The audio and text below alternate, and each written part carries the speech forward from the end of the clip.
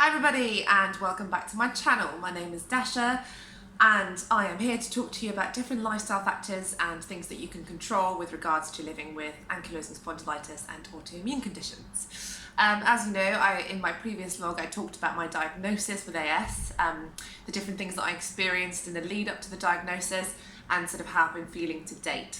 The next set of videos will focus entirely on what you can do to feel better.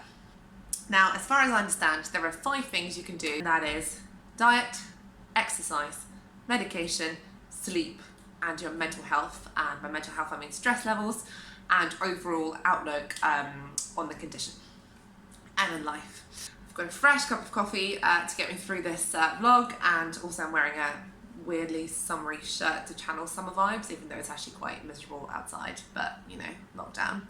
There are 3 main diets that you can go on with ankylosing spondylitis, or the ones that people will talk about, write about, you'll find in forums, you'll find online. Now, first of all, when I spoke to my rheumatologist about the potential of trying out a diet for AS, he said we do not give out diets for AS in the UK because they're not proven to work. What he has recommended to me is to eat a balanced, healthy diet, which just involves good amount of fruits and veg, whole grains, lean proteins, blah blah, manage your weight, stay healthy, that's it. So he didn't go into any more specifics. Now obviously eating a balanced diet is something that we should all be doing, but it's not a particularly tailored or refined diet. So I wasn't completely satisfied with that response, because I know that there are people that have been helped by looking at a stricter or a more tailored diet for their ankylosing spondylitis. These are people I've met online, and these are definitely people I've met in real life too by joining different communities and charities and groups for people with AS. The first diet that you would have heard about is the Low Starch diet. It's also known as the London AS diet, and there is some evidence behind it to suggest that there is a correlation between the HLA-B27 gene and the development of AS, as well as your consumption of starch, which influences types of bacteria in your gut. I'm not going to go into the science of this. I can record a separate vlog about this. But fundamentally, this is what a lot of people are trying out, and this is what a lot of people said has had an impact for them, or has made them feel less pain, or perhaps go completely asymptomatic.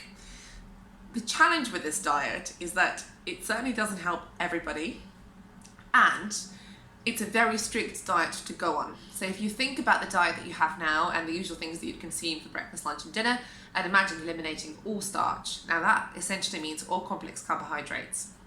Bread, pasta, potato, kind of any heavy starchy vegetables or fruit also have to go, and pretty much all of the grains and all of the gluten.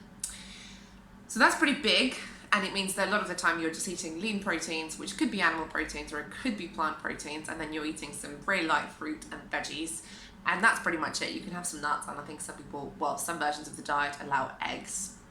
So a lot of people end up feeling quite hungry on this diet, and it just takes a lot of self-discipline to be able to do it. The second diet is called the AIP diet, which is the autoimmune protocol diet. There is also a lot of research and evidence about it online, and it's not only recommended for AS, but it's also recommended for other autoimmune conditions.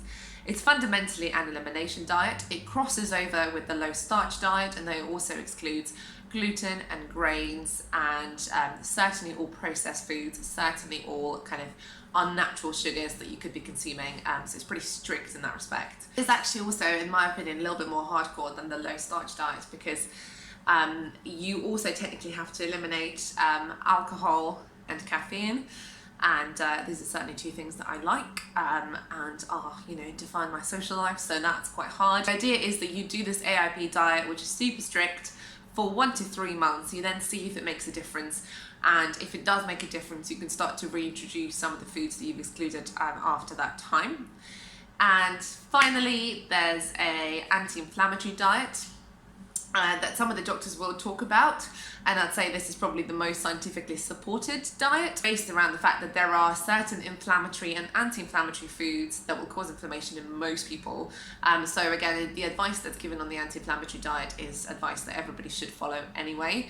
So again, it focuses on consuming lots of fruits and vegetables. It does talk about consuming whole grains, which obviously both AIP and the low starch diet exclude. It's probably more plant-based focus, so the versions that I've looked at sort of exclude certainly red meat, really heavy fatty meat, and then we'll focus more on chicken and lean fish, lots of fish. In fact, fish is great. Removing all processed foods and keeping it super clean and very simple. Another thing to mention about both the low starch diet and the AIP is that they are essentially versions of the paleo diet. So many of you might be familiar with the paleo diet, which is essentially kind of going back to our native tribal eating, where before agriculture, so you remove all of the, again, all of the grain, huge focus on that. You even remove legumes, so beans and chickpeas, I think. So lean proteins involved, it allows nuts, fruit and veg, done. Now, what I want to talk to you about is my experience of these diets, and I really want to use this as an opportunity to kind of keep a diary of how it's going, update you on my progress, and of course, hopefully help you as well. If you have suggestions or ideas on which diet changes have helped you, if you've got IS, please comment below, and I'll be really, really glad to hear more. So, I initially tried the AIP. I did it for at least a month. I stopped drinking, I was eating very clean, I did it to the best of my ability. I was not religious about it, so there were moments where maybe I had certain foods that I wasn't supposed to have on that diet, but the bulk of my diet, all of my main meals, definitely looked very, very different. Definitely a lot of starch removed, as well as a lot of the grains, pretty much all gluten and dairy as well. All of that was gone. So I did that, and I would say that I felt a little bit better. So it's hard for me to tell just how much impact that diet had, because during that time lockdown happened, and I also happened to be exercising more on a daily basis, particularly stretching, and I was also sleeping more, and my stress levels were reduced. So I actually think the fact that I was feeling better was all of these factors combined. Now, I could not possibly stay on this diet for a very long time, and I didn't feel dramatic benefits, so now I want to try something new. The next thing I'm going to try in May, so for the next month, will be the low starch diet. Again, I will not do it religiously, but I'll do it to the best of my ability, and I will exclude all of the major starchy foods from my diet for a month, and just see how I feel, and report back to you at the start of June. Great news for those of you that are addicted to coffee, which I certainly is that you can drink coffee, and you can occasionally have glasses of wine and non-starchy beverages, so not things like beer, obviously, inside it, because also there's gluten in that, so you want to avoid beer for sure.